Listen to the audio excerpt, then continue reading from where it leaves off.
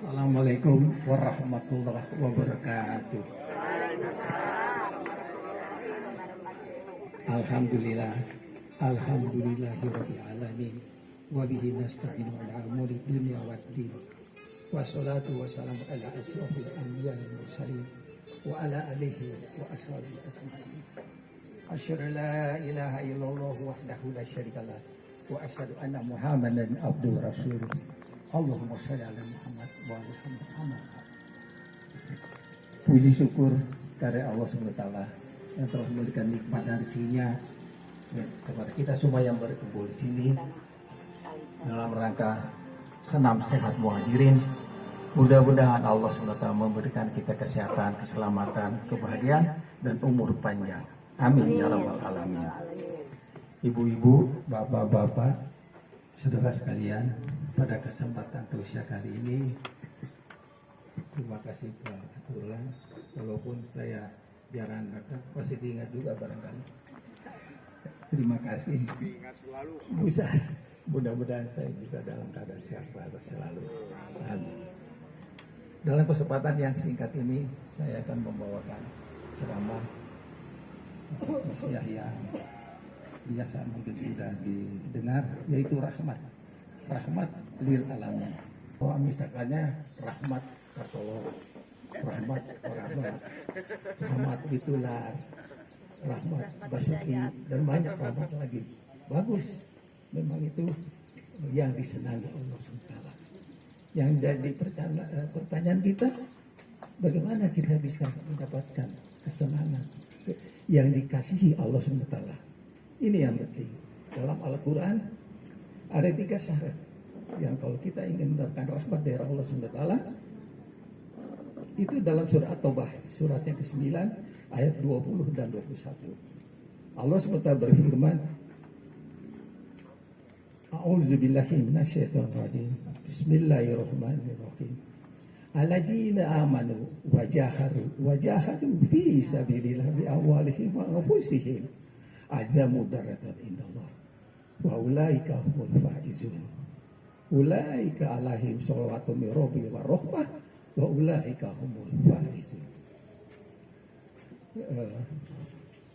Orang-orang yang beriman, orang-orang yang hijrah, orang-orang jihad fisabilillah akan mendapatkan derajat tertinggi di sisi Allah.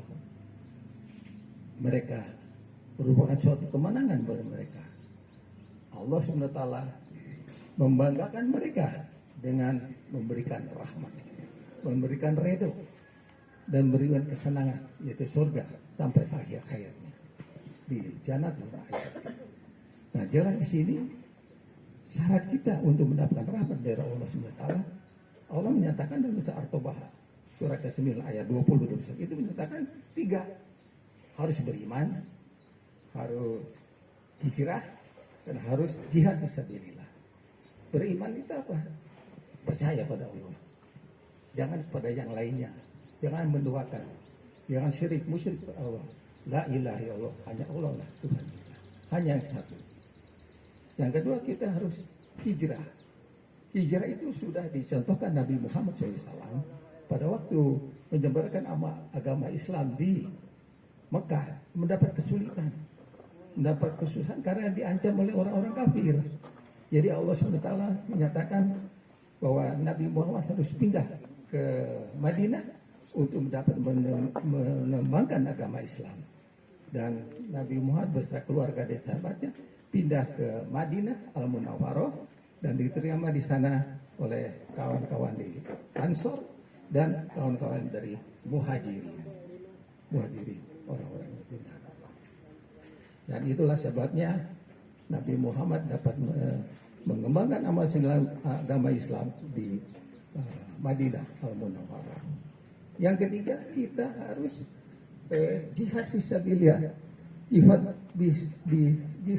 fisabilillah ini adalah berperang melawan musuh. Kalau dulu memang musuh itu orang kafir, orang Quraisy yang jahat, yang selalu mengganggu Islam. Harus diperangi, memang harus. Tapi yang sekarang musuh itu untuk siapa? Musuh yang sekarang itu ada 4. Musuh kita yang sekarang Yang pertama itu nafsu sendiri, yang kedua setan, yang ketiga kafir, yang keempat munafik. Itu yang harus dimusuhi. Itu menjadi pelajaran bagi kita agar kita dapat jihad fisabilillah untuk mendapatkan rahmat dari Allah Subhanahu wa taala. Dan apa yang dikatakan Allah Subhanahu wa taala dalam Al-Qur'an dalam surat At-Taubah surat 9 ayat 20 itu bahwa itu 3 syarat. Kalau kita ingin mendapatkan rahmat mudah tapi berat. Dan ini diberikan Nabi adalah amalan yang berat. Tapi ada pula amalan yang ringan yang kita bisa laksanakan sehari-hari. Ada 7 amalan yang ringan yang kita bisa laksanakan setiap hari. Yang pertama itu kita selalu dalam keadaan berwudu. Memang berat, tapi inilah syaratnya. Yang kedua, mengerjakan sesuatu kita harus dengan baca bismillah. Jangan sembarangan, harus baca bismillah supaya ada hasilnya. Yang kedua, kita harus banyak bersiraturahmi, berhubungan satu dengan lainnya. Karena silaturahmi ini banyak menghabiskan pahala. Yang ketiga, kita harus mengeluarkan zakat, infak, sedekah. Sedekah memperpanjang umur. Yang keempat, kita harus menghargai kedua orang tua kita. Walidain insan, menghormati dan mencari kedua orang tua. Yang keenam, kita harus banyak berzikir. Kita hanya banyak berdoa. Ud'uni astajib lakum. Berdoalah kalian kepadaku, pasti aku akan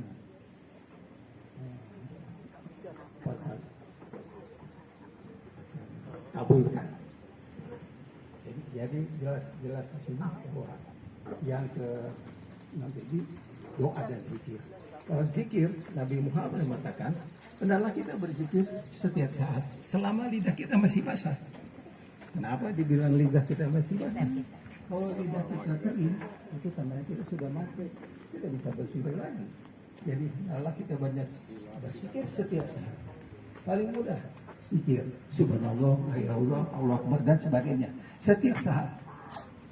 Yang terakhir itu habis berzikir kita harus bertobat. Pasti manusia kita mempunyai kesalahan, kekurangan, kehilapan. Kita harus bertobat. Tubuh ilallah taubat dan nasuha. Sebenar-benar tobat. Kita ulangi, jangan sampai kita menjadi kebiasaan yang bertobat-tobat tapi kita tidak memperbaiki diri. Itu yang namanya dari 7 poin itu adalah amalan ringan yang dikatakan Nabi Muhammad SAW. Amalan berat tadi dalam surat At-Taubah 3 ayat, sedang amalan ringan ini ada 7. Yang mudah-mudahan kita semua bisa melaksanakan amal ini dan kita akan mendapatkan rahmat dari Allah SWT yang begitu besar. Terima kasih. Mohon maaf jika ada kehilafan, kekurangan. Billahi taufiq wal hidayah. Wassalamualaikum warahmatullahi wabarakatuh.